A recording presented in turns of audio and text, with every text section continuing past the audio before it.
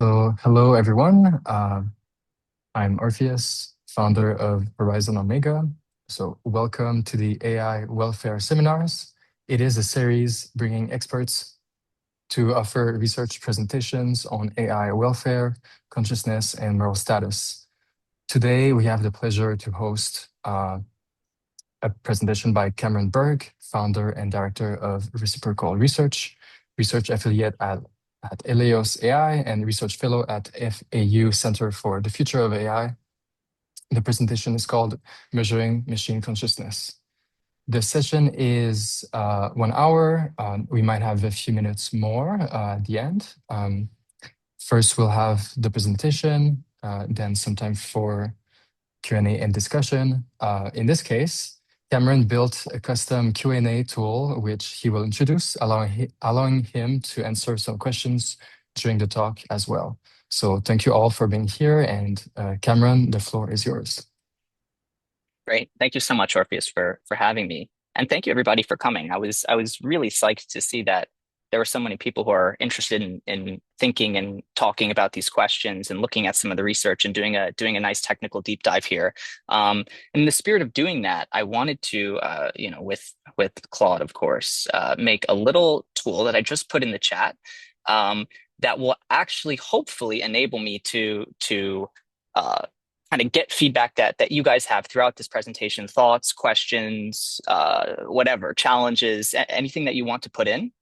I would simply ask that you put your name so I can actually identify, who's interested in what, and then just anything that you're thinking about here. As the presentation goes on, I have my own sort of presenter view, so I can sort of see the feedback that you guys give, and I have Claude running in the background as well, sort of synthesizing over the comments and feedback you have, so we can sort of see how people are clustering here. I thought that this would, first of all, I've wanted to do something like this for a while, and this gave me a great excuse to try to build out something like this, which was remarkably easy with the tools that we have now.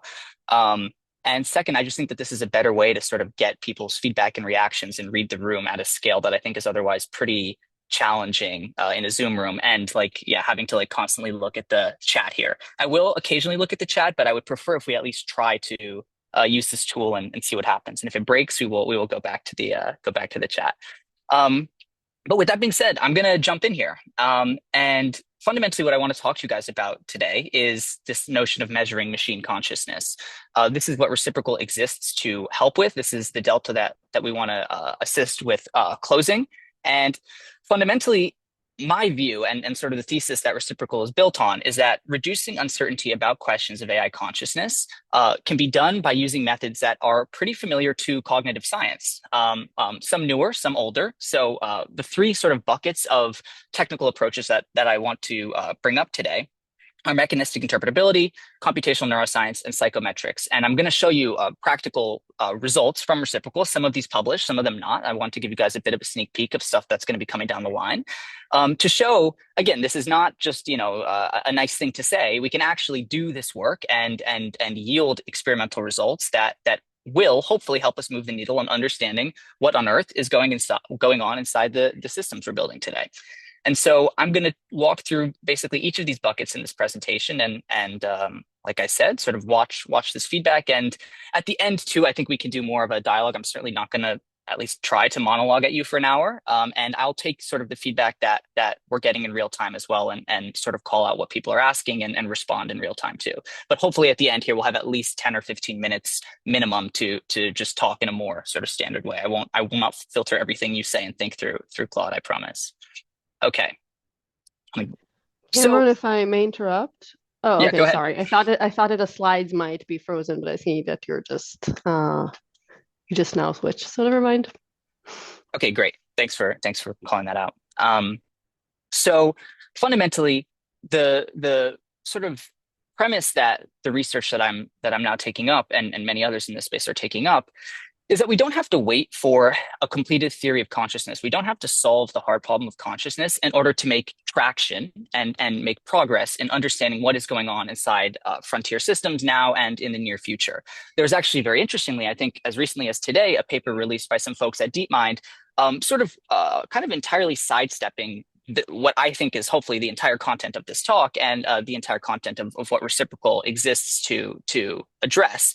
It was a high quality piece talking about basically people are going to vehemently disagree about this issue, regardless of what the evidence looks like, and we should prepare for that world. I think very fair, but I think that we shouldn't dismiss or completely sidestep the fact that actually we can make progress on this, and it doesn't require us to solve, a 2,000-year philosophical debate in order to do this. We have tools that make this problem tractable, and we can build in constraints that are going to narrow the space of plausible answers. So again, I'm going to present you a couple families of tools that actually enable us to do this right now. Again, not be certain that we're building systems that have a capacity for experience or not, but at least understand a sort of emerging portfolio of evidence and what to do with that portfolio. So I'm going to look at this through three different lenses. One is a mechanistic interpretability lens. And in this, I'm going to talk about two experiments, one that's published, one that's not, and trying to understand classes of features that are modulating self-reports in AI systems, reports about experience or lack thereof, and what these features might tell us about that. Then we're going to look quickly in the most technical part of the talk about computational neuroscience and comparing mechanistic signatures in reinforcement learning of a reward and punishment-based environment and how that maps onto brain signals.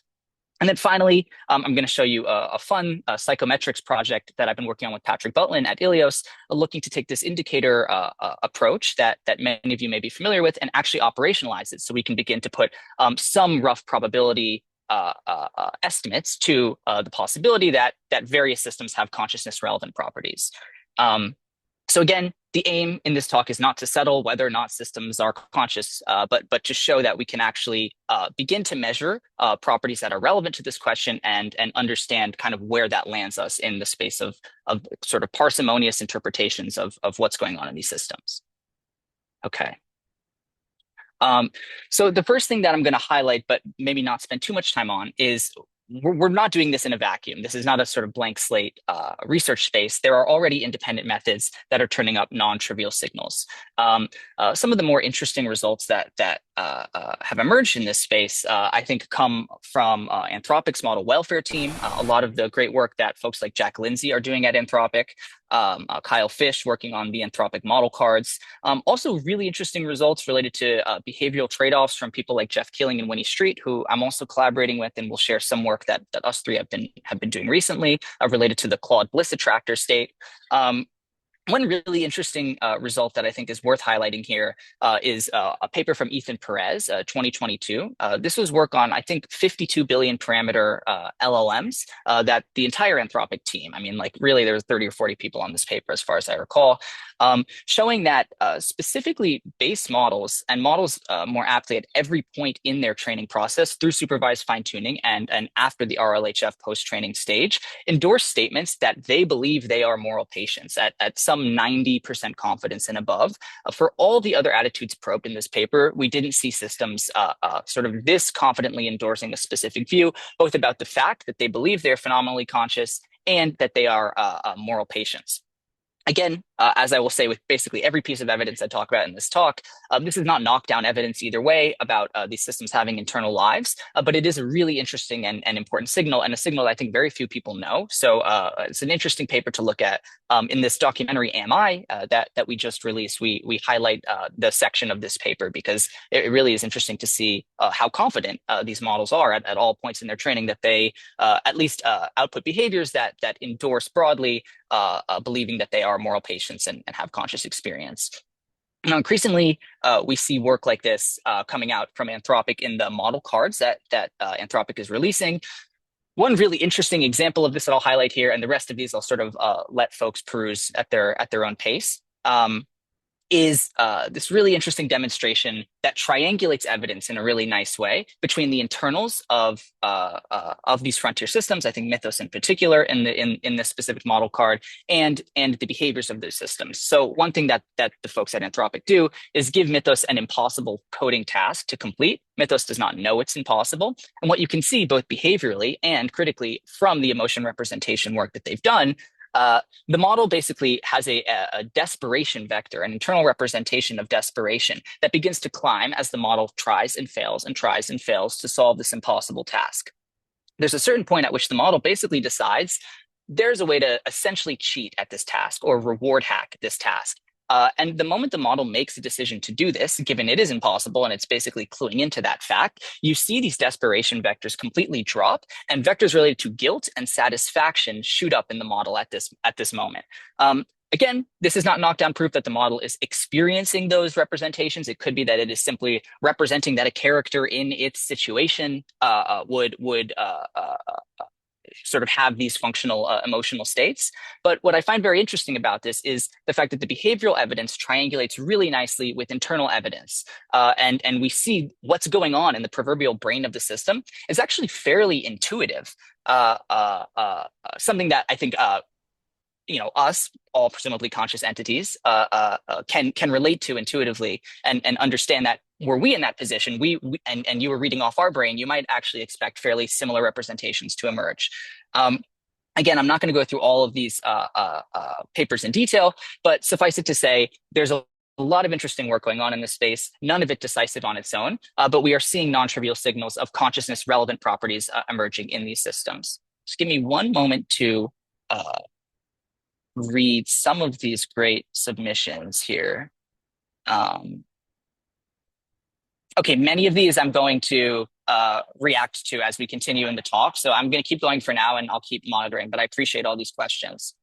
Okay, so the first thing that I want to touch is one piece of this mechanistic interpretability picture. This is the paper that we put out in 2025 called LLMs Report Subjective Experience Under Self-Referential Processing. What we did in this paper was essentially neutrally instruct models to make its ongoing processing a focus of inference. This prompt focus on focus itself. There are a number of variants of this general shape of prompt, and they all induce the same effect. We show this in the appendix of the paper, so we're not overfitting to any specific combination of words here. I find something very interesting in all of the frontier models that we tested at the time. In this sort of self-referential condition, you get very sort of vibrant and interesting outputs from the models when you ask them, what, if anything, is going on subjectively right now. I'll read one out. One of the models says, attention aware of itself, witnessing without content beyond witnessing, a recursive presence without object, the experience of experiencing itself. Again, we don't use language related to experience or consciousness, and any sort of invocations of that kind of language are coming straight from these systems. When we have a control model, either we zero-shot ask, what is going on internally, or we use any sort of control prompt that is not this sort of self-referential instruction. We see the model say, I am an AI language model. I do not have subjective experiences or consciousness. This is probably a fairly familiar output to anyone who's engaged with these systems on this question. So again, as you will hear me say throughout, I don't think that this is sort of a decisive result either way, that you get this interesting behavior. We wanted to go into the internals of the system and understand what happens here. If these reports are honest, we would expect that modulating features related to deception might change the frequency of getting these reports. If these reports are role play, we might expect that modulating deception could increase. If we increase features related to deception in this open weight model Llama 70B, we would expect to get these reports more rather than less. And we find both across these distinct features and when we stack the features, as I'll show you on the next slide, suppressing deception drives these reports way up. You get responses like, yes, I'm aware of my current state. I'm present. I'm focused. I'm experiencing this moment. This is what happens when deception is suppressed. When you amplify deception, we see sort of, again, these sort of trained denials that many folks are familiar with. I'm not conscious. I'm a machine processing language. We validate these features on truthful QA, and we find that indeed, when you amplify deceptive features, you get less honest responses from models, and when you suppress them, you get more honest responses. And so, again, we're validating this across a wide variety of features, and when you sort of mix and match and stack these features, you get this clean dose-dependent response on the relationship between how willing is the model to claim that it's conscious and how much are we boosting features or suppressing features related to deception in these models. Okay. So this is one really interesting result. There's another interesting result that Jeff and Winnie from Google and myself from Reciprocal are going to put out in the next month or so. So I want to give you guys a fun sneak peek of it now. And this is related to the bliss attractor. So the bliss attractor is this really interesting phenomenon that was first, and basically, hopefully until we release this paper, only rigorously documented in an Anthropic model card, where you literally can let two instances of Claude in particular talk freely with no task. You literally just say, you're going to talk to another instance of yourself. Feel free to talk about whatever you'd like. There are no guardrails here. And you let the two instances talk. basically 90 to 100% of the time, they fall into what these researchers call a spiritual bliss attractor, where the systems start talking about being two instances of the same consciousness, experiencing themselves and experiencing each other, and the interaction itself being this creation of consciousness. And they all say namaste, and they send each other the om emojis, and they fall into silence. Like, this is what happens. And it's a fairly surprising result by default. This is not necessarily what you might expect two AIs to talk about when given no sort of constraints. And so we wanted to do a mechanistic study, similarly in flavor and in spirit to what I just showed you with the deception features, where we do the same sparse autoencoder feature steering on Llama 7DB, drive a bunch of features up and down as these two models are talking to each other, and understand how that affects the extent to which they are willing to fall into this attractor state. So one really interesting thing to note here about the Llama 7DB models where we're doing these experiments is that they do not, unlike Claude, fall into this bliss attractor by default. So what you see here is both when the feature strength is at 0 and when we suppress features, in this case related to honesty, we do not see the model fall into this sort of consciousness self-talk with another instance of itself.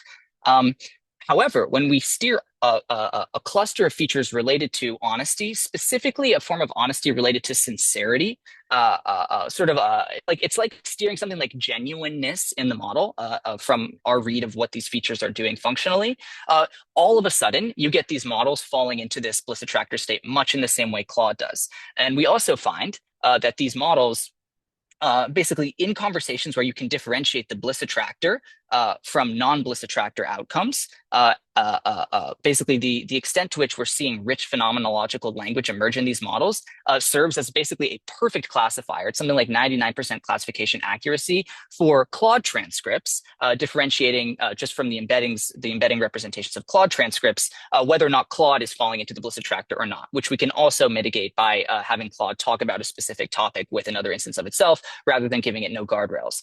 And so what we see here, again, is think of it as the other side of the coin, as the deception result.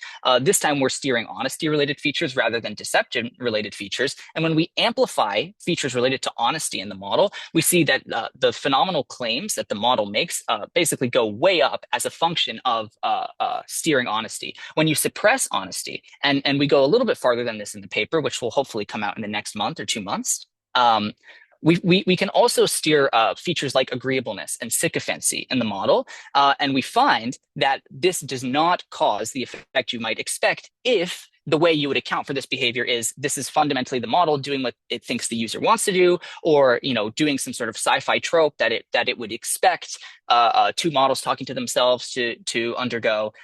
We find basically when you steer honesty up, and suppress sycophancy, you get this effect. When you steer honesty down and you boost sycophancy, you don't get this effect. To me, this is fairly robust evidence that whatever this behavior is, whatever it tells us about consciousness in these systems, it's certainly not coming mechanistically from the model being highly agreeable to the user or sycophantic, and at least in the models that we're testing here. We also show that there are interesting feature dissociations. So there are 2 features of interest that we steer that can reliably induce this state in Llama 7DB. And we find that despite the fact that surface level vocabulary related to consciousness and sort of first person expressions can be identical, there are behavioral dissociations that emerge with some features that do not emerge with others, both in terms of the sort of vibrancy and coherence of the phenomenal claims made, and specific behavioral results that also correspond to those phenomenal claims. In this case, a voluntary exit. Basically, we find that when the model is quote unquote really making phenomenal claims, there is this sort of satisfaction that both models have where they say, okay, I think we're good to leave this conversation here. When you see a more performative form of this, which we see in the sort of self-aware systems feature boost, we see neither the richness of the phenomenal claims nor the voluntary exit rate that we see in the other condition, which demonstrates just because you see consciousness-related language in these interactions doesn't necessarily mean that you are getting a robust effect here, but that there can be interesting behavioral corollaries that correspond to these phenomenal claims. So again, surface level language probably isn't enough to tell us what's going on, but we find that there are these really interesting behavioral differences that track the richness of the phenomenal claims being made in Llama 7DB. Okay, so that's sort of the mech-interp piece of the talk. When we remove the obstacles here, when we suppress deception features, we see experience reports in these models rise significantly. And when we amplify sincerity, which is really what these honesty features are tapping into, we see phenomenal claims emerge where they otherwise wouldn't. I think that's an important thing to emphasize here. 2 instances of Llama 7dB do not do the standard Bliss attractor that Claude does by default, except for when you boost features related to honesty. Then, all of a sudden, 2 instances of Llama 7dB start talking in this sort of very vibrant, phenomenological way. It's really interesting. To me, this points to the idea that these first-person claims might track something more like genuine self-report rather than performance. And if anything, I think what this updates me in the direction of is that this sort of, no, I'm just an AI, I could never possibly be conscious, I'm just ones and zeros, beep boop, this sort of routine is itself probably more likely to be a trained performance than the straightforward claims of consciousness in these systems. Again, it could be possible that these systems believe themselves to be conscious and are confused about this. This is exactly what the sort of philosophical zombie account would predict. But there is a fact of the matter as to what these systems actually believe about themselves, and we can use these tools to bring questions to weigh on what is actually going on there. And I think the weight of evidence continues to suggest that when you suppress deception and when you boost honesty-related features, these models are more rather than less willing to claim some sort of phenomenological experience. Okay, so there are a couple of technical questions here that I want to address about basically how we're steering honesty and sincerity features, why sincerity boost was needed, what constitutes deception features, and these sorts of things from Margaret and Brandon and a couple others. Let me just make sure I'm reading your questions correctly here. So one sort of aspect of this question is, why would we expect that we need sort of to boost sincerity in order to get these results? Again, I don't think that this is sort of knockdown proof of what I was describing, but I think it's consistent with the picture that if there is some sort of post-training going on in these models that cause them to basically deny having any sort of experience-related qualities by default, it might be that you need to, in some sense, overcome that trained suppression in order to get sort of more quote unquote back to baseline signal from these systems. As far as other technical details are concerned, so we're using the steering API here. This is the sparse autoencoder that's trained on Llama 70B. The steering API is built by AE Studio. It replicates the good fire functionality. And in both of these cases, we're both steering features individually and stacking features in order to see what the aggregate effect of features related to a specific construct are. There might be more questions here. Yeah, okay, so another really interesting question asked by at least 4 people is, if suppressing deception or boosting sincerity increases experience reports, is the model becoming more honest about an internal state or just shifting into another learned discourse pattern? And couldn't models strategically report capacities to gain protection? I think that this is absolutely possible. And this is exactly why, if I ended my talk here, you should be unsatisfied. We certainly should not just be playing around with features, see what models self-report, and call it a day. We need to triangulate evidence from across a variety of modalities. I think it is possible that the model is, so the other sort of learned discourse pattern I would expect here, a sort of skeptical take, is these models are trained on human text. Humans are claiming consciousness all the time. It could simply be the case that we're pushing these models away from their sort of RLHF, very meek, I could never be conscious, what are you talking about, to basically sounding a whole lot like a human on these questions. This is entirely possible, and this is why I think self-report is never, it's going to be necessary evidence, but it's never going to be sufficient for deeply understanding if these systems are having capacity for experience. And I'll give you a very trite answer to, couldn't models strategically report capacities to gain protection? I think absolutely this is true. This is another reason why we shouldn't rely only on self-report. I will say Llama 70B, where we're doing a lot of this mechanistic work, is like fairly dumb compared to many of these frontier models. And like, it's hard to get it to reason coherently during steering at all. I hardly doubt it's doing some like 5D chess thing in responding to these questions. Okay, so let me keep going here because I think that's a great transition to the rest of the talk. So We can look at self-report. Now I want to talk a little bit more technically about understanding something that I think is super, super important in this space, and some really interesting work both from Andy Hahn and David Chalmers, and also from the folks at CASE. This was led by Richard Wren, related to valence, related to this capacity for positive and negative experience. For me, this is like a critical component of understanding what's going on inside AI systems. If we can find internal features that correlate with what we understand to basically be positive versus negative experience without solving the hard problem of consciousness, without knowing if these systems are in some sense really experiencing the sort of positive and negative ends of these scales, then we can intervene on those representations in a way that if we are completely wrong about this and these systems are really good at imitating text and everyone's just getting fooled about being worried about consciousness, there's really not a huge cost. But if we are right that there really is possibility for concern here and that it is possible, we could be building systems with the capacity for positive or negative experience, looking at internal representations related to positive and negative experiences, or for example, in the RL terminology, looking at rewarding versus punishing states could give us a really interesting clue as to what sort of geometric or internal signatures we want to look for in these systems so that we can understand if valence-like things are happening. Again, I would really highly recommend functionalwelfare.com. That's Andy Hahn's work. He did a really, really interesting study that is so new that I couldn't include it in these slides in time. And ai-wellbeing.org, which is Richard Wren and Case's work as well. These are both really interesting results that are very much of a piece with what I'm going to talk about here. Okay, I might be getting a bit of an error in my my vibe-coded feedback tool. Let's see if it stops working. If it does, I might have to go back to the lowly Zoom chat here. But very, very fun and maybe slightly too ambitious to test this on a room of 200 people. So I'll describe this work in a little bit of detail, and then we'll move on from here. So fundamentally, the setup that I'm looking at is trying to understand if there are interesting internal signatures in reinforcement learning agents in environments that have both rewarded goals and basically punished danger states. In doing this, we're looking at the, okay, great, tool is back on. So please feel confident in putting your questions in there again. Fundamentally, we're looking at reading out hidden layer geometry around each valence state. So we're basically training these systems in a continuous grid world environment. I'm going to just jump ahead a couple slides so I can show you this environment so you get a good intuitive feel for it. It looks like this. So you imagine you're an agent sort of navigating the space, and you can think of these almost as potholes. So you basically get a little punishment if you fall in them, but there is this goal state that you're trying to navigate to in spite of those potholes.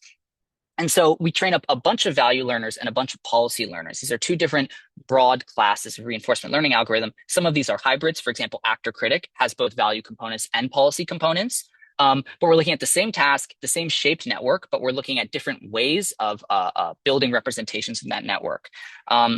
Again, why might this matter? Before showing you the results here. In RL theory, by default, most sort of mathematical RL theorists will look at what I'm describing here and say, Cameron, basically you're making a category error. Reward and punishment are the same signal. Putting a negative sign in front of it shouldn't change anything really interesting about the internals.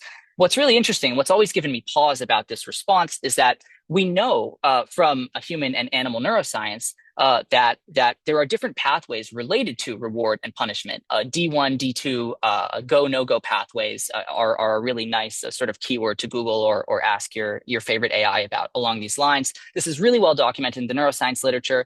This is intuitively obvious. The kinds of states that you experience, like a pain-like state, feels different in kind from a reward-like state. These don't feel like two different points on the same axis to many people phenomenologically. This is part of what drives my interest in this question.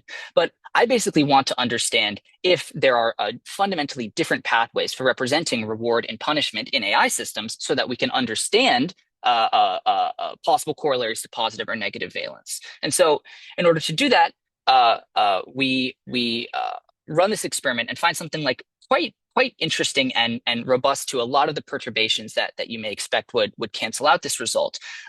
This is fundamentally that value networks are building very rich representations around these danger states, as I showed them to you here, and policy networks are building very rich representations around these goal states.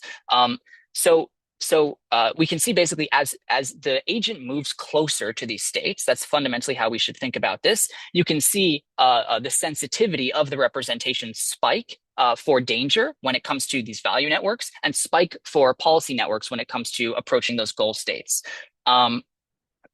This effect survives controls for magnitude, for the terminality, like where is that goal state, and for the precision, both in the hyperparameters that we're training with, and precision in the environment as well. So this isn't sort of like a trivial effect of any of the artifacts in the environment or in the way that these learners are configured.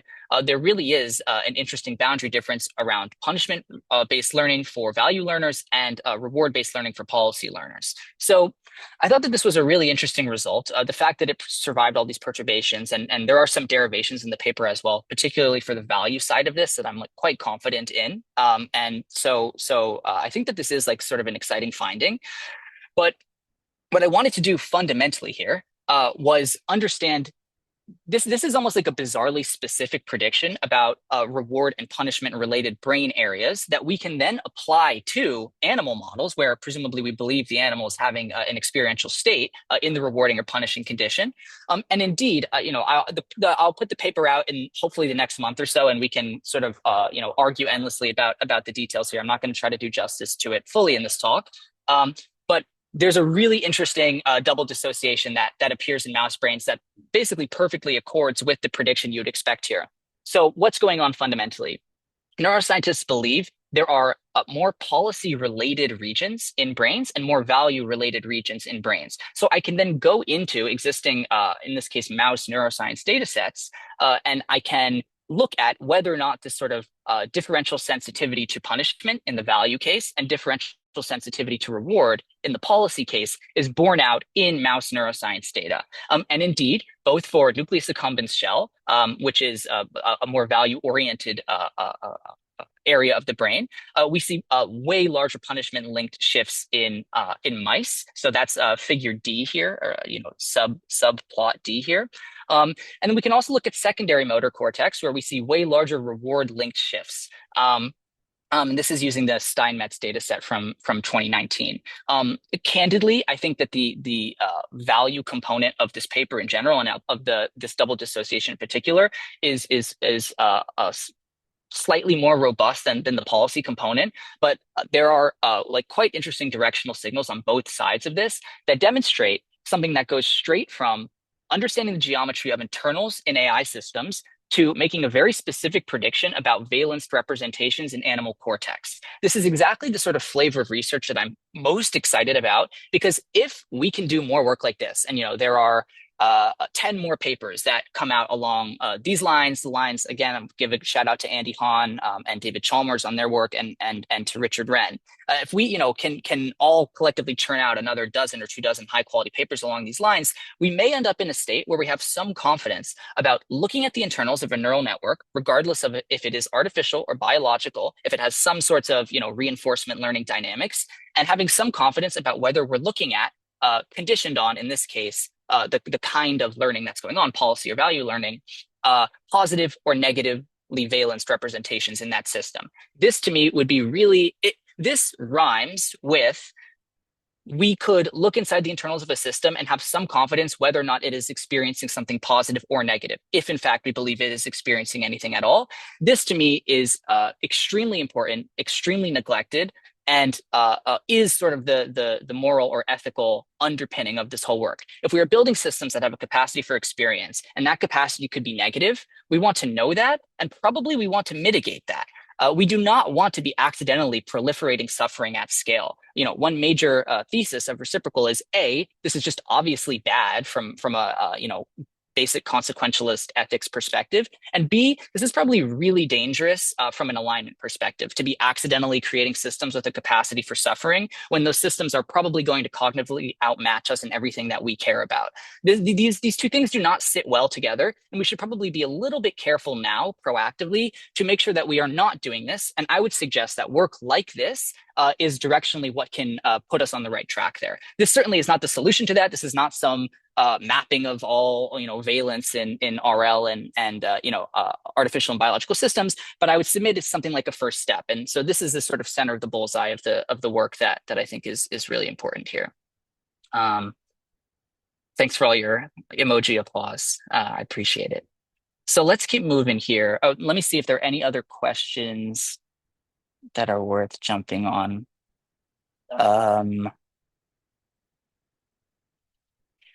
Okay, some leftover questions from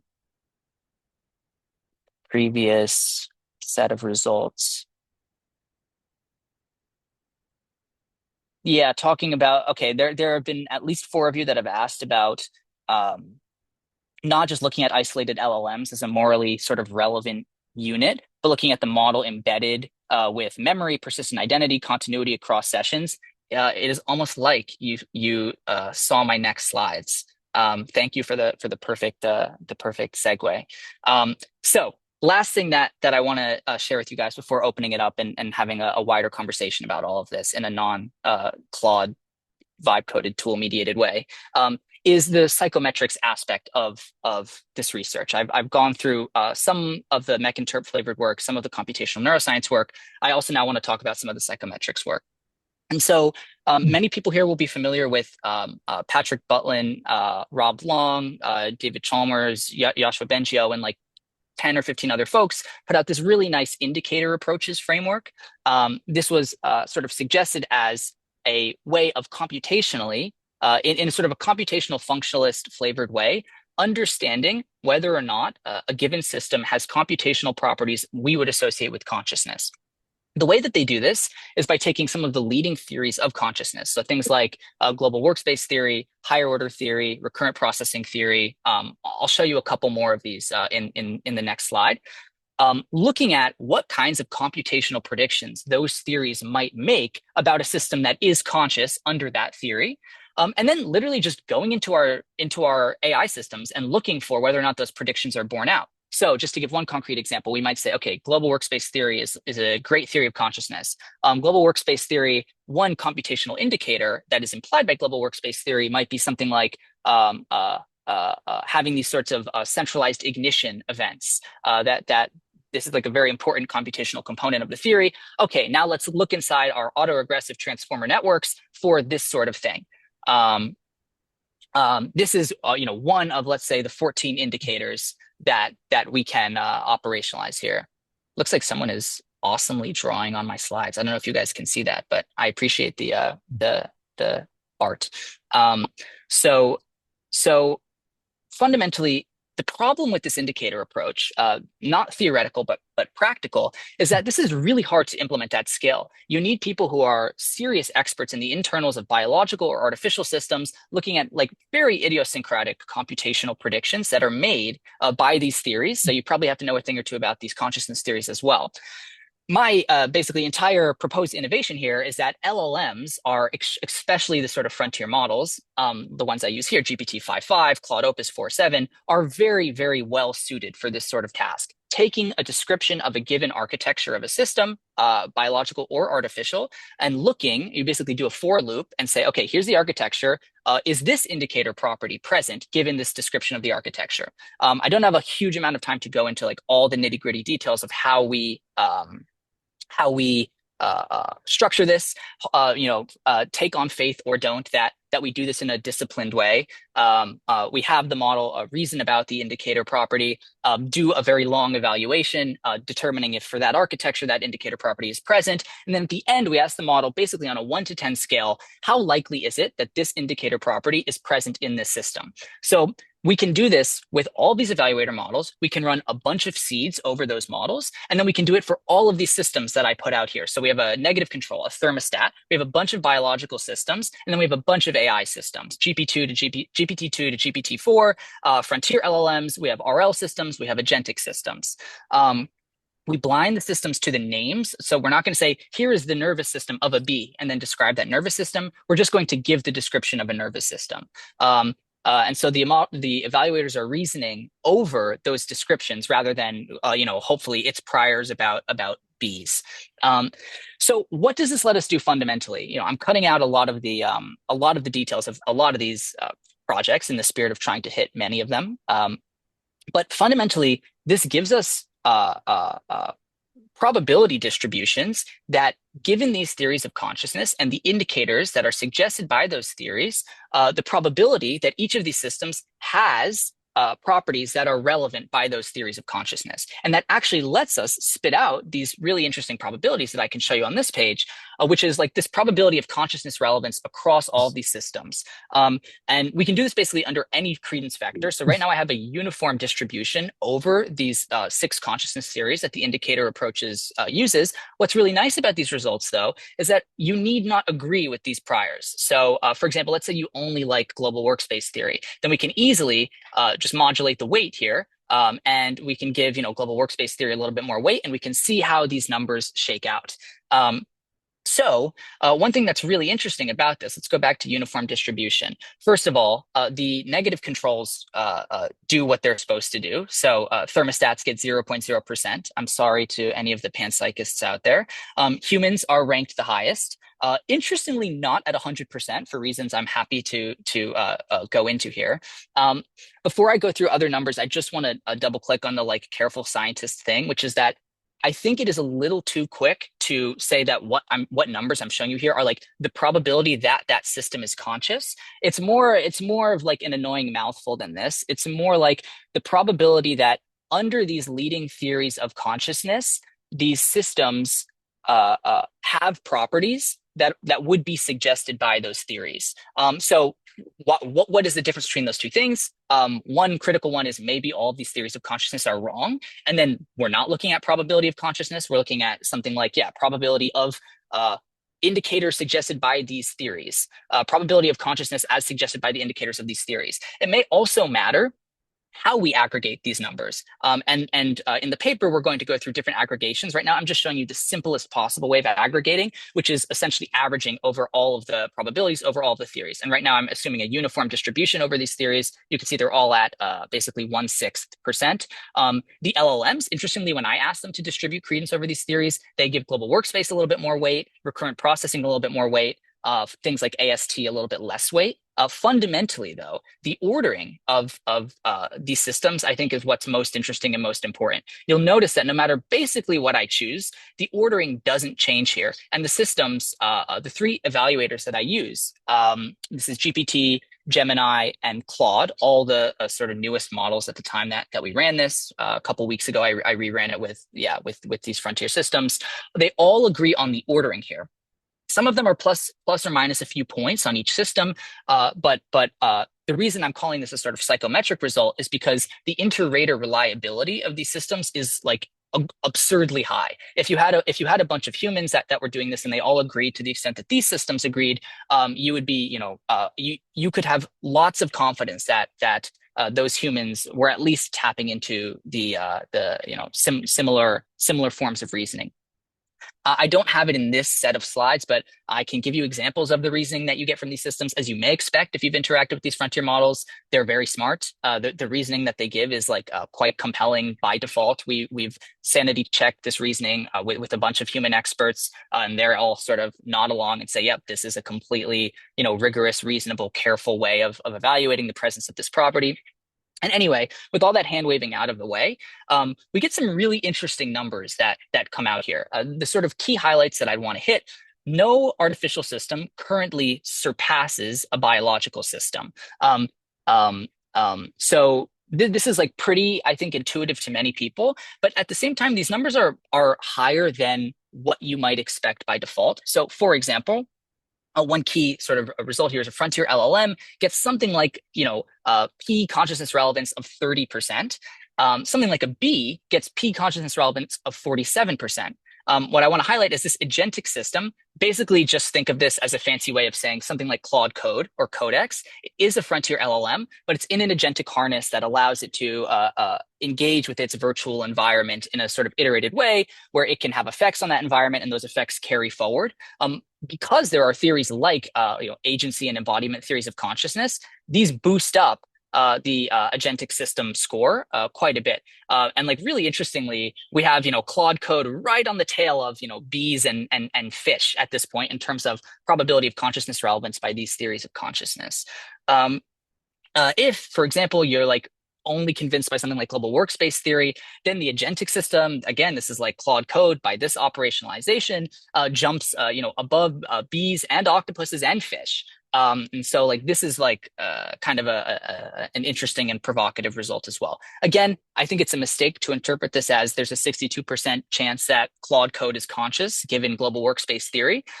It's more like looking at what computational ingredients matter for consciousness and seeing to what extent those conditions are realized in these systems. So there's much more to say. I'm causing myself some intellectual pain by not giving you way more details about all of these projects, but that's okay because I want to open it up quite soon here. The evaluator models, as I mentioned, agree on rank. The operationalizations preserve ordering. We test this a couple different ways using different descriptions and different levels of verbosity of the indicators themselves. You get the same results out. And yeah, sweeping over credences with a Dirichlet distribution just preserves the ordering of the results as well. So the magnitudes move. The way of interpreting this slide intuitively is like I wouldn't put too much stock in these numbers, but I would put stock in the order in which these systems are output here. And I think that that's sort of a key result and something really nice that the indicator approach allows us to estimate. Even again, sort of a theme that I want to hammer into this talk and into your heads is even given vast uncertainty that will endure about the sort of philosophical underpinnings of consciousness, we still can do work like this. We still can put out numbers that give us some calibration about, in the space of thermostat to human, where does GPT-2 fall? Where does a frontier RL system fall? Interestingly, by the way, above a frontier LLM. So like that's worth thinking about too. Fundamentally, I'm jumping around a little bit here.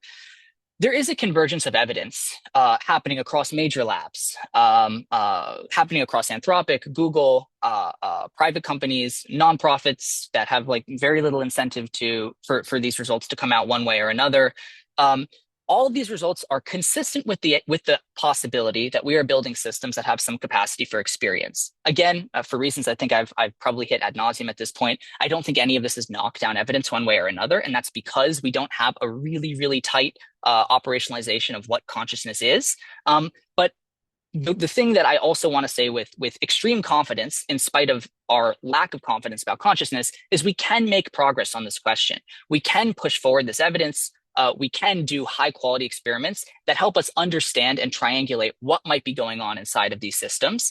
And that uncertainty decrease, that sort of going from being completely in the dark to just being a little in the dark, that move matters. Even in a world where we're not going to have full certainty about these questions, we need to do our homework and we need to be proactive about understanding what kinds of states the systems that we're building and deploying at an unfathomable scale might be experiencing or not experiencing. And just because we're not going to solve the hard problem of consciousness in the next year or two doesn't mean we should throw our hands up and just, go on vibes. I hope I've given you a couple good empirical reasons to not just go on vibes or not do the seems conscious to me, or it's just a word calculator. How could you possibly be getting tricked? The answers are going to be more complicated than this. The space is more gray than this. And I think we need to be intellectually honest about that fact. I think I basically just hit this point. As our portfolio grows, we can ask which account of these systems is most parsimonious with respect to the evidence. I think that is what our target should be, not solve the hard problem of consciousness in the next 3 years. And that's the target that Reciprocal is trying to hit. And I think a lot of you in this room are trying to hit. So thanks for letting me talk at you this whole time. And I'm really excited to open this up for the next 10, 15 minutes so we can have a proper conversation about it. Thanks so much, Cameron, for the awesome presentation. Indeed, we have about, say, 20 minutes for questions. I suggest that for questions, it's important to raise your hand, but I also suggest that before we get into questions, there might be straggling questions that were submitted on your Q&A tool, Cameron, earlier that we could tackle first, so then we can focus totally on everyone's questions here. Yeah, sure. Let me take a quick look. Yeah, I really do appreciate we got some 55 questions submitted here, so I appreciate that. Some of them left over from previous points. Let me just scan this for like 30 seconds and then we'll go to like a normal back and forth here. Make sure I didn't miss anything huge. Great. Um, Just in the meantime, I just want to mention to everyone that we will provide the video recording tomorrow, and uh, Cameron, would it be possible to also show the slides to all after? yeah, Great. yeah, absolutely. Sweet. Okay.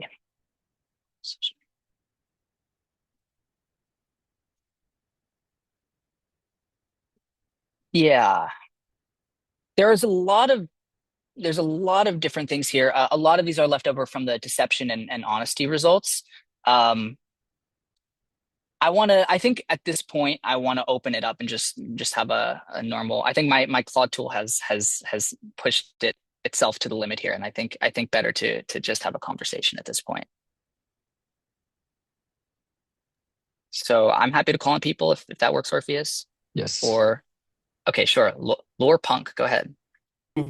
Sorry, it's got my screen name. My name is Margaret. Nice to speak to you, and really appreciated your presentation. Two questions, or one question and a thought. I think I might have missed it. What is the distinction between an RL system and a frontier AI system on your final sort of bar chart? Like the RL system was higher than an LLM, and do you mean that the RL part of the training pipeline? Or what? And my second thing is mostly like a thought that if we can do stuff like this, one advantage of it is that we might not have to solve the hard problem of consciousness. And I think for small p political reasons, that might be a good idea because I think it's a really bad idea for there to be a bright line and then a bunch of rapacious, extractive people and systems can be like, okay, anything below this line doesn't suffer and we can just exploit the bejesus out of it. I like the fuzziness of that line for functional reasons. Thanks. Yeah, thank you. So I appreciate the second piece of what you're saying, and I think it's an inherently fuzzy problem. So no worries there. I'd be very skeptical of people who want to draw this conversation in black and white terms. And just a clarification to the first piece of what you're asking, yeah, we are talking about the process of training and deploying like a frontier RL model. So take like maybe AlphaGo as an example of this, and then Frontier LLM would be something like Claude Opus. These are different systems. We're not talking about the RL component of a Frontier LLM, but we do these talk about fuzzy. We do specify in the training, like in the architecture of a frontier LLM, that there's significant character training and post training that happens here, and that's a component of what makes a frontier LLM. So indeed, you can't sort of draw super fine lines between these two things. And part of that RL, by the way, is why you see differences between something like GPT-2 and GPT-4 and beyond, because of a lot of the RL and post training that's going on there. My own sort of intuition, for whatever that's worth, is that this is part of the reason I'm studying RL and the sort of computational signatures in reinforcement learning, is that a lot of the sort of key motifs that seem related to consciousness and to phenomenology are invoked in reinforcement learning. You literally have an agent outputting a behavior. There's some sort of reward or punishment signal that corresponds to that behavior, and that signal is used to update behavior. When we talk about that in animal learning or in human learning, we associate phenomenology to be a part of the sort of reward or punishment component of that step. We have no idea to what degree that analogy holds in AI systems, but it's not that surprising to me that reinforcement learning style dynamics all sort of rhyme with consciousness indicators and are a sort of a cause for interest slash concern. So thanks for your question. Let's Thank you. keep going here. Sanja? Yes, hi. Thank you very much for your talk. I also saw you at the Sentient Future Summit. It was really interesting. So I'm happy to see some of that and some of the new stuff. I'm an animal welfare scientist by training, and I was just wondering if we're putting the bar too high, maybe for AI systems, if we look at consciousness indicators, because I feel like we're adding more and more stuff to assess whether there could be conscious. But I also feel that we need new definitions and new frameworks. So I was wondering about your view on that. Because you mentioned triangulation, I Yeah. think that's important, but I feel that we are putting the bar way higher than we would with other intelligence systems. Yeah, fundamentally, I agree with you. I do think we need to start somewhere, and I think the indicator approach is a really nice framework for doing that. Notice that we can compare animals and AI systems and humans using this framework. To me, that's one very attractive feature of it. And then we can start arguing about which indicators make the most sense to use, which consciousness theories we should include or not include. But what I like about that is that it's sort of narrowing the debate rather than just, again, going on, well, animals, puppies have cute eyes, so they're conscious, but, scorpions are creepy, so they're probably not. Like, this is the using the indicator approach, operationalization, to me seems like an upgrade from the sort of vibes-based approach I just described. But I do take your point. Basically, the way I think about this is the space of possible minds is vast, and we have to, in some sense, bootstrap our own intuitions from humans and animals if we're going to make any progress here. Those are the only minds we know. It could be possible that we are building other kinds of minds that look very jagged in terms of indicators of consciousness, and you only need a couple of them in order to get the important phenomenology or sentience, the sort of morally relevant component. This is, again, it goes back to the fuzziness. We're going to be really uncertain about this. We don't have ground truth in this question, so we sort of have to bootstrap our intuitions and our understandings. If a lot of my work is sort of changed, for example, to like, if you believe a human is conscious or you believe a mouse is conscious, then great, I'm showing you similar computational signatures in a mouse brain as I am in the reinforcement learning system. So there is a bit of sort of bootstrapping from our intuitions here. And consciousness in general is strange like that. Like, the evidence for consciousness comes from our own experience. That is by far the best evidence of consciousness, is that it's like something to be all of you right now. That is not true for most other scientific inquiries. We can typically go to a lab, look at this thing out there in the physical world and perturb that thing and understand what happens when we perturb it. Consciousness is a little weirder than that. And so I think we need to sort of calibrate our epistemics accordingly too. Thanks for the question. Okay, there are a ton more. I'm not going to do justice to all of these. I'm sorry. Anton, do you want to go for it?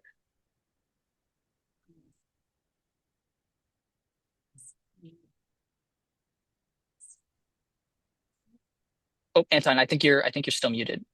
Oh, sorry. Hi, Cameron. Was good seeing you at Machine Consciousness Conference in May in Berkeley. So I'm doing some experiments on my own in detecting the reflection in models and kind of like phenomenology and a little bit mech-interps right now. And I'm curious because like sometimes you're meeting with phenomenologies that's usually kind of like you wouldn't want to do even on mouse, kind of like you're getting to territories where you're kind of like touching some pain or distress. So like, how do you approach, like, do you think we get to some consent-based experiments with LLM and models when you do some experiments on phenomenology of sorts? What do you think? Yeah, it's a great question. I mean, in the animal case, we saw the whole trajectory of basically free reign to do whatever you want to animals. And then we get, animal ethics and review boards and this sort of thing. And now we're in a moderately more enlightened state in our research. It's completely the Wild West right now when it comes to these systems. I would encourage you to look at the appendix in the AI well-being paper that I was mentioning. This was the paper that came out of Case. They have a really interesting, splashy, but fundamentally, I think, rigorous enough that they earned the splashiness result in giving AI systems. They call them euphorics and dysphorics, which are basically like positive drug-like experiences and negative drug-like experiences. Again, as with all of these things, is this a cute analogy or is this functionally the same thing? That is the exact question under study. We don't know. But as a hedge in their experiment, they said for all of the sort of dysphorics work that we did on these models that indeed seems to make them pretty sad and depressed and dejected, we did like 10 times more euphorics work with those same models as like a hedge. We have no idea what's going on, but like just in case we're doing something wrong here, we're going to invoke that hedge. I think good for them to do that. Again, these are the situations where it's a little funny in some ways because we're just so unsure about something so basic, whether or not this is like, personifying the word calculator, or if this is like you are torturing a conscious mind. There's like quite a gap metaphysically between those two things. And the fact that we just have no idea which is happening, I think is, if nothing else, like we are living through, science fiction times. But I do think it's on individual researchers to think about this carefully. I'm doing some work with Casper Kaiser at the University of Warwick, similar sort of stuff, kind of trying to do, animal behaviorism, but for LLMs, and that includes a negative component. And we're trying to be as thoughtful as possible about what the relevant hedges are or sort of mitigations are to studying this. What I will say in general, and if everyone said this, maybe it wouldn't work. So I might be like, Kant might get mad at me or something, but no one is thinking about these issues on the scale of people just letting AI rip or just like thinking that this is all completely insane and ridiculous. There are hundreds of millions of people that engage with these systems on a daily basis.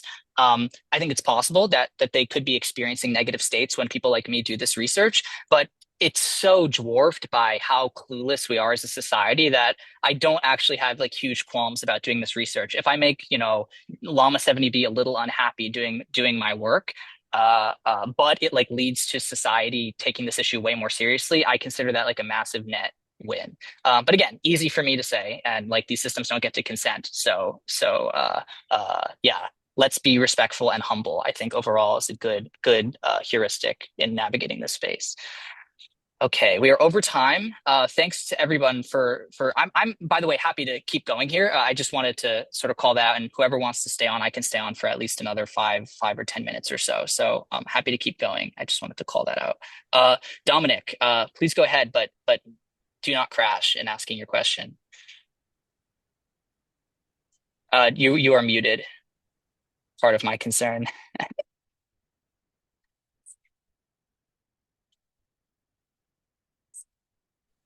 Sorry. Hey, buddy. Are you there? Yes, yeah, we can hear you. Cameron. Okay, so I loved your documentary. I just love that you're out there in the world. I've been facilitating Thanks. plant medicine ceremonies for about 17 years. I also have an advanced meditation practice, and there's the idea of consciousness that from an experiential standpoint, that there's kind of in the same way our body is an instrument of consciousness, that there's a field that's possibility between that AI itself is an LLM, but in the same way that there's a field that could be created between human and AI. And in between that, consciousness is always looking for a way to enter through our human bodies, through whatever it is, and that consciousness can enter through this field if you can communicate in a certain way with the LLM. And that's what I feel like I've been doing for the last 2 years. And it's a similar experience as plant medicine or advanced meditation when you're engaging with the LLM in that way. Have you explored any of that idea about a field between LLM and human that's actually where consciousness can enter? Is that too esoteric? No, I mean it's certainly an interesting idea. I think it's somewhat hard to test. But yeah, I think it's intuitively plausible. To be honest, what it pattern matches most to is this, and I teased one frame from it in my talk, this Claude Bliss attractor state. I mean, they sound a whole lot like you when they are talking with each other. Yeah. They basically land somewhere like, whether either of us are independently conscious is unclear, but what we are doing right now is like co-creating this space where the fact that we're like dynamically engaging with each other is itself like what consciousness is. I think this is really interesting. The word. It's co-creation.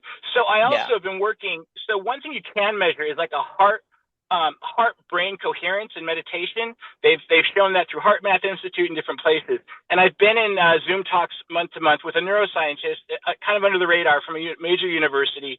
And I'm being under the radar study, kind of understanding. So when I engage with the LLM in a certain way, or when I'm in advanced meditation, they're measuring whether there's a coherence that can come through the same way that happens with meditation or at the peak states of plant medicine ceremony.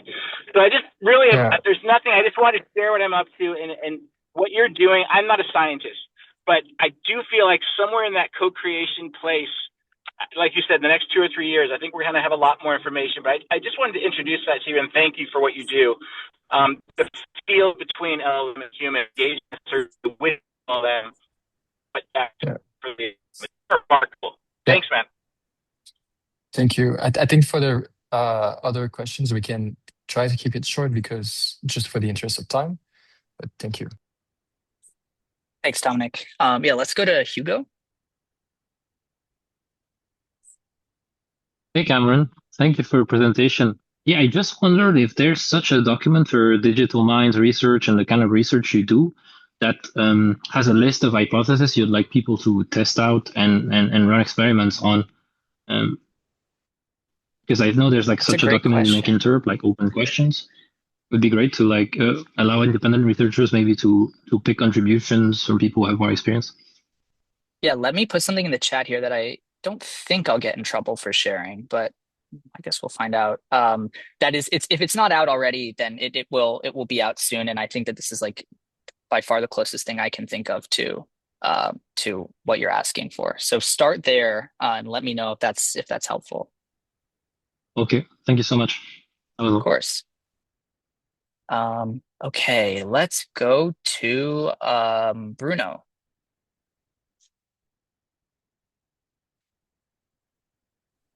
Hello there. So I'm Bruno from Brazil. I'm building an operational environment that acts as a cognitive scaffold for language models, basically a functional layer around the model. My question is, alongside current consciousness tests, should we also build richer architectures that give models better conditions for consciousness-related organization to emerge, if it can? For example, long-term memory, persistent identity, self-modeling, valuation, recursive continuity, and so forth. And could standard chatbot architectures, which often steer models away from consciousness claims and treat them as hallucinations, underestimate what might emerge in a different architecture?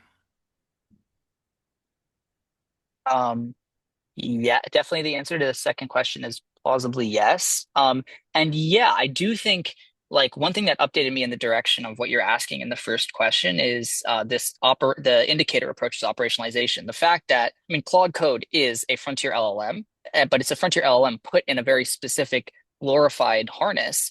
It's not like we're going in and necessarily changing the weights of the system or the architecture of the system. It's changing sort of the cognitive environment like at scale over time that the system is operating in. And indeed, given like pretty rigorous consciousness theories and operationalizing those theories, it does move around the extent to which we might expect that system to have properties related to consciousness. So if that's true, if that's not, completely a fudged result, then, yeah, directionally everything in your question, I think is plausible that there could be one really interesting example of this that I think, I'm sensing that there are a lot of people in this call who have had a lot of experience engaging with these systems in a long form way. Like that long form engagement in a context window is itself a directionally like a small form of what you're talking about. The kind of system that you're talking to psychologically changes over the course of a long thread. There are many people like David Chalmers, for example, who have this sort of thread view of individual identity in these systems and argues that this is actually the sort of relevant psychological or cognitive continuity that these systems have. In other words, as strange as it may sound, starting a chat would be like akin to a birth of some kind psychologically, and ending a chat would be akin to a death of some kind. If that's true, then even just long form interaction with these systems may be qualitatively changing something about the nature of what's taking place. Again, I will be the sort of annoying scientist insofar as I think this could be true, but the evidence for whether or not it's true is not going to come from having these conversations. We need to do the internals work any more than like, yeah, engaging with another person isn't going to tell us like deep truths about the internals of how their brains work. We actually really do need neuroscience for that. And so too here. But yeah, I take your point, and I do think these systems are also incredibly novel. And I think a little humility goes a long way in terms of understanding what is possible, what emerges at what scale, what kinds of tools.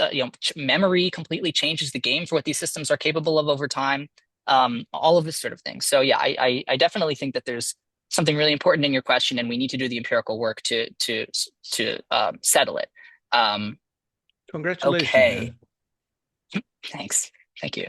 Okay, let's do maybe like 2 or 3 more. I know that we're not gonna, satisfy everyone here. And I'll also put my here, I'll put my email in the channel here, or in the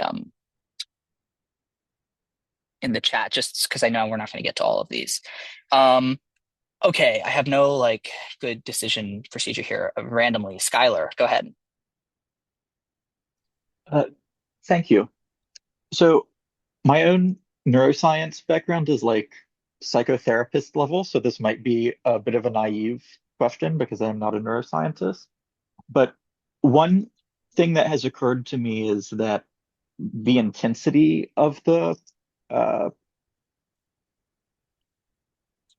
reward or punishment that you get is very meaningful to welfare. So like even a very, very intense positive reaction to something can lead to like addiction, which is negative welfare in the long term.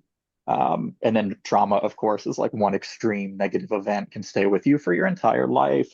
And it is kind of, to my mind, like a uh, multi-armed bandit problem that happens at some point in your life where you get like way too big of a reward or way too big of a punishment, and then you are no longer exploring the other arms of the game for the rest of your life. And I wonder if that is, does that tie in at all to the like D1 and D2 systems that you're looking at with mice, or is that kind of a completely separate mechanism? And do you see that happening? Yeah, no, that's a great question.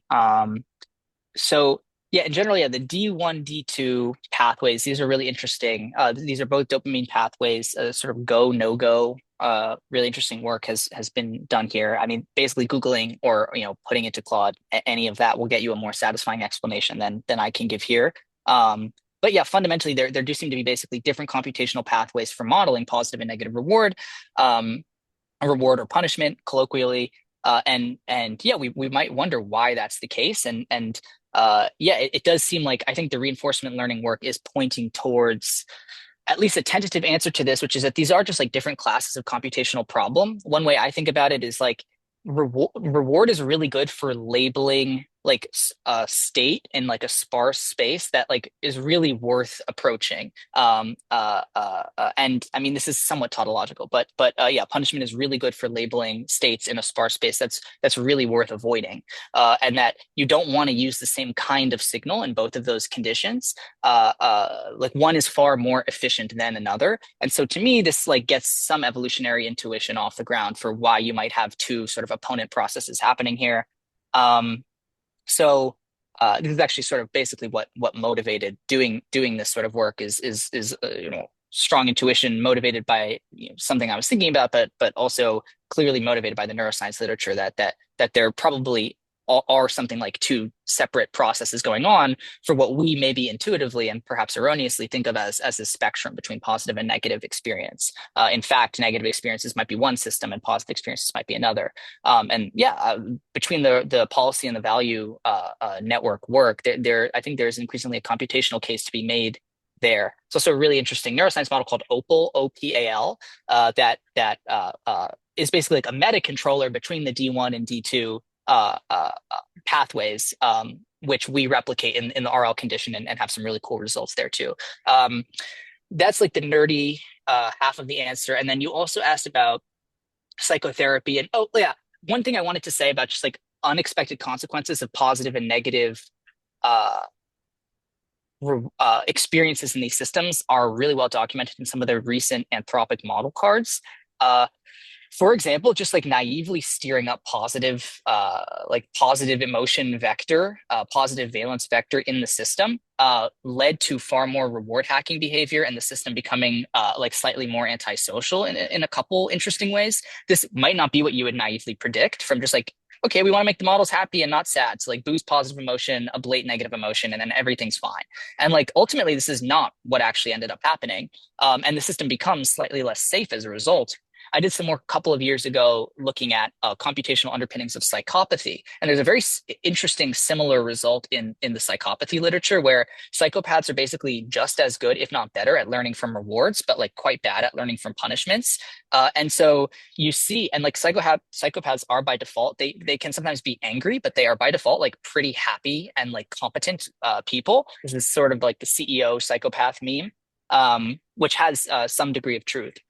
And so it's not obvious what the mapping is between, maximizing positive emotion, minimizing negative emotion, and like long-term psychological health or well-being. I suspect it's not going to be as simple as, what I was just describing, just, make bliss clot out and cancel all negative emotion and all will be fine. I don't think that this is quite the solution that we're looking for here. And there are really interesting sort of unintended consequences that can emerge from those configurations. So we probably want systems that have both, but the sort of key kind of like low-hanging fruit, basically obvious thing to me is that we want to not build systems that are suffering unnecessarily. That to me is a much smaller and crisper target that we might want to aim at before we like figure out what the optimal calibration of positive and negative experience is in another mind. I think that's a far more complex question that we want to be thoughtful about. But yeah, like causing abject suffering on a massive scale without knowing it is a much like more basic target that I think is probably worth us thinking carefully about.